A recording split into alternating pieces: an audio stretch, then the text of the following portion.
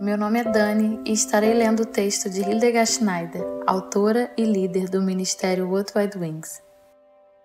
O tema de hoje é: você raciocina com o coração ou enxerga pelo espírito? Um rei diz a um amigo de confiança: escolha o que mais lhe agrada em meu reino e ele será seu. O amigo pensa: se eu escolher as riquezas, elas me serão dadas. Se eu escolher as honras, elas me serão concedidas. Mas se eu escolher a filha do rei, com ela terei tudo. Elohim disse a Salomão: escolha de mim o presente que mais lhe agrada. Salomão responde: escolho sua filha, a sabedoria. Com ela terei tudo. De Shir HaShirim Rabbah, um antigo midrash rabínico sobre o Cântico dos Cânticos. E de fato, a sabedoria, personificada como uma mulher, fala sobre sua origem como uma criatura de Elohim. Yahvé me possui como fundamento do seu caminho, antes mesmo do princípio das suas obras mais antigas. Fui formada desde a eternidade, desde a origem de tudo, antes de existir a terra. Nasci quando ainda nem havia abismos, quando não existiam fontes carregadas de água. Antes de serem estabelecidos os montes e de se formarem as colinas, eu já existia. Ele ainda não havia formado a terra, tampouco os campos ou as partículas de poeira com as quais fez o mundo. Provérbios 8, 22, 26. A mulher está nas praças movimentadas da cidade. Provérbios 1, 20 e Provérbios 8, 2. E convida os simples e inexperientes a segui-la. A Senhora Sabedoria personifica a fala sincera, Provérbios 8, 6, 8, e o bom conselho, Provérbios 8, 12, Provérbios 8, 14, bem como a parte de governar, Provérbios 8, 15 e 16, e uma vida bem-sucedida, Provérbios 8, 35.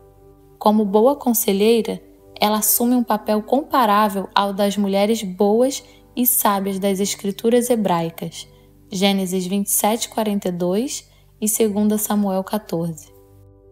Em Provérbios 1, 20 e 33, ela aparece como uma profetisa que defende a justiça e a retidão e admoesta seus ouvintes a obedecerem, visualizando as consequências da desobediência.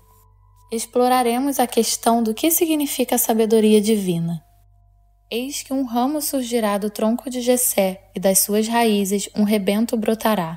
O espírito de Yahvé, Elohim, repousará sobre ele, o espírito que dá sabedoria e entendimento, o espírito que traz conselho e poder, o espírito que proporciona o verdadeiro saber, o amor e o temor de Elohim. O amor reverente a Yahvé será a fonte da sua inspiração. Ele não julgará segundo a aparência, tampouco decidirá com base no que ouviu dizer. Antes, julgará com retidão e carinho todos os necessitados. Com justiça, tomará decisões em favor dos pobres. Usará a sua palavra como se fosse um cajado, ferirá a terra e com o sopro da sua boca exterminará os ímpios. Isaías 11, 1, 4. Sabedoria em hebraico é Hokmav. Hokmav é como um lampejo de luz que aparece de repente na escuridão, ou, em nosso contexto, um lampejo de pensamento que vem de Elohim para o nosso mundo de pensamentos escuros. Normalmente, recebemos informações em nosso mundo de pensamentos por meio de nossos sentidos naturais, ou seja, o que ouvimos, vemos, sentimos e etc. E consideramos isso verdadeiro. E tomamos isso como verdade. Mas o que percebemos como verdadeiro pode ser muito diferente da verdade da sabedoria divina. Gostaria de dar um exemplo que mostra muito bem como podem ser nossos próprios pensamentos e como eles podem diferir da sabedoria divina. Esse contraste de percepção fica claro na história do homem paralítico em Marcos 2. Chegando de novo em Cafarnaum, depois de alguns dias, o povo ficou sabendo que ele estava em casa, e foram tantos os que se aglomeraram ali que já não havia lugar nem à porta, e ele lhes pregava a palavra. Vieram trazer-lhe um paralítico, carregado por 4 homens. Não conseguindo levá-lo até Yeshua por causa da multidão, Removeram parte da cobertura sobre o lugar onde estava Yeshua e por essa abertura no teto baixaram a maca na qual se achava deitado o paralítico. Observando a fé que eles demonstravam, declarou Yeshua ao paralítico: Filho, estão perdoados de ti os pecados. Entretanto, alguns dos mestres da lei que por ali estavam sentados julgaram em seu íntimo: Como pode esse homem falar desse modo? Está blasfemando. Quem afinal pode perdoar pecados a não ser exclusivamente Yahvé? Yeshua imediatamente percebeu em seu espírito que era isso que eles estavam urdindo e lhes questionou: Por que cogitais desta maneira em vossos corações? O que é mais fácil dizer ao paralítico: Estão perdoados de ti os pecados? Ou falar: Levanta-te, toma tua maca e sai andando? Marcos 2, 1-9. A palavra grega para cogitar em seus corações é dialogizomai. Essa palavra contém a palavra diálogo e significa reunir diferentes razões, pesar razões, ponderar e circular na mente e etc. E o que isso diz sobre os fariseus? Eles usavam seus 5 sentidos naturais e sua lógica para chegar a conclusões. Isso é descrito como eles cogitavam em seus corações.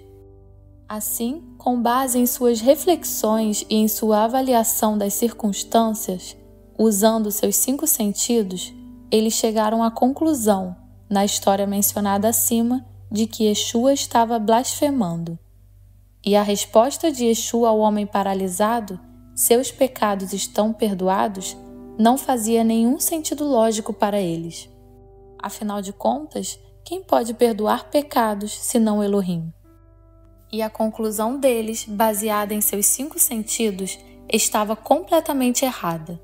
E o texto continua dizendo: Imediatamente, Yeshua discerniu em seu espírito que eles estavam raciocinando assim consigo mesmos, dialogizomai. A palavra grega para discernir é epiginosko. Epi significa imposto de fora. Portanto, Yeshua teve uma percepção de fora e percebeu isso em seu espírito. Ou, em outras palavras, ele recebeu esse conhecimento do Pai e o enxergou em seu espírito, e perguntou aos fariseus: Por que cogitais desta maneira em vossos corações? O que é mais fácil dizer ao paralítico: Estão perdoados de ti os pecados? Ou falar: Levanta-te, toma tua maca e sai andando? Todavia, para que saibais que o Filho do Homem tem na terra autoridade para perdoar pecados, dirigiu-se ao paralítico: Eu te ordeno, levanta-te, toma tua maca e vai para tua casa.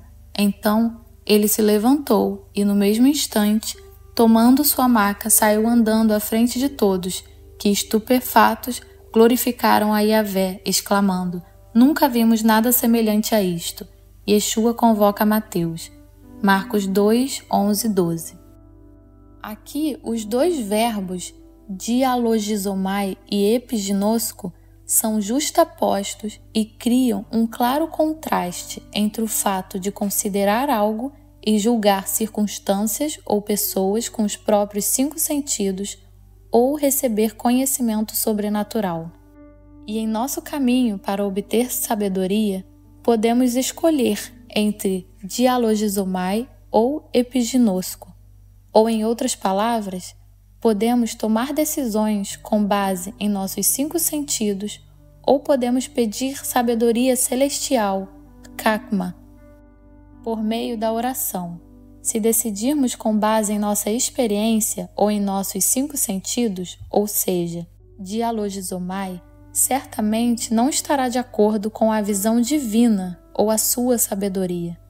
Quando escolhemos epiginosko, recebemos no Espírito como nosso Pai Celestial vê e julga uma situação ou uma pessoa. E como procedemos então?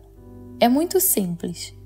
Pedimos a Abba que nos mostre como Ele vê uma situação ou uma pessoa. Isso significa andar e viver no Espírito. Quando concordamos com a visão de Yah em nosso espírito, em nossos pensamentos e sentimentos, liberamos um poder para realizar na terra o que ele já ordenou no reino celestial. É claro que o inverso também é verdadeiro. Quando julgamos no nível de dialogizomai, mantemos as circunstâncias ou até mesmo as pessoas cativas nele. Isso significa que então concordamos com o modo como a pessoa age em sua carne. E encontramos exatamente essa linha de pensamento em Isaías 11.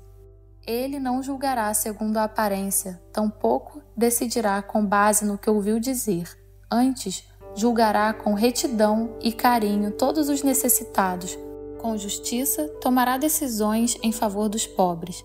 Usará a sua palavra como se fosse um cajado, ferirá a terra e com o sopro da sua boca exterminará os ímpios. Isaías 11, 3, 4. Yeshua não andou pela terra julgando de acordo com o que seus olhos viam ou de acordo com o que seus ouvidos ouviam.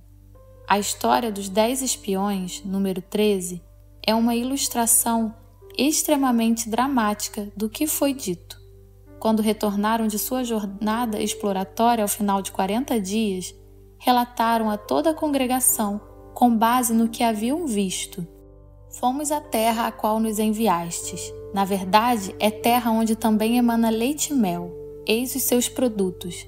Contudo, o povo que a habita é poderoso. As cidades são fortificadas, muito grandes. Também vimos ali descendentes de Enaque. Os amalequitas vivem em Neguebe. Os hititas, os jebuseus e os amorreus habitam a região montanhosa. Os cananeus vivem perto do mar e junto ao Jordão. Números 13, 27 e 29. E continua. Então Calebe fez calar o povo reunido diante de Moisés. Subamos e herdemo-la, disse ele. Em verdade, temos a capacidade de conquistar essa terra. Versículo 30. E como Calebe reagiu? Ele se baseou na promessa de Iá e não em seus 5 sentidos. Iá já havia prometido que eles entrariam na terra e tomariam posse dela. Entretanto, os homens que o haviam acompanhado reagiram. Não podemos marchar contra esse povo, visto que é mais forte que nós, e puseram-se a difamar diante dos filhos de Israel a terra que haviam observado. A terra para a qual fomos em missão de reconhecimento é terra que devora seus habitantes. Todos aqueles que lá vimos são homens de grande estatura. Lá também vimos gigantes, os descendentes de Enaque, diante de quem parecíamos a nós e a eles gafanhotos. Versículos 31 e 33. Esses homens fizeram dialogizomai e confiaram em seus 5 sentidos. Eles espalharam um boato maligno. E qual foi a consequência? Todos eles tiveram que passar 40 anos no deserto porque acreditaram no boato maligno. Esse boato maligno era verdadeiro, mas não correspondia à verdade de Iá. Algo pode ser verdade, mas não será verdade de Iá. A grande questão para nós é: como percebemos as circunstâncias ou as pessoas em nossa vida? Dialogizomai ou epignosco? Sejam todos ricamente abençoados.